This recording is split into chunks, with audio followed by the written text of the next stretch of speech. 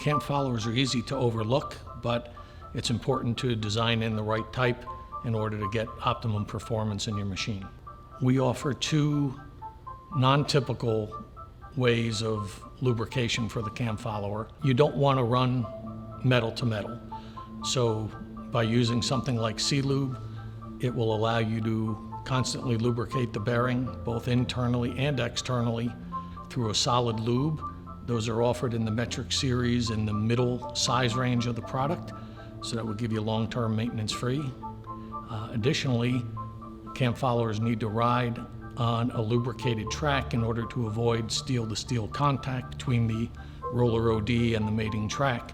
So we offer what we call a Lube unit or a CL unit, and this is the porous resin material that absorbs the base oil of the grease, and then that rides on the OD of the cam follower like a hood, and it provides oil on the OD of the bearing and puts it down on the track for long-term maintenance-free operation.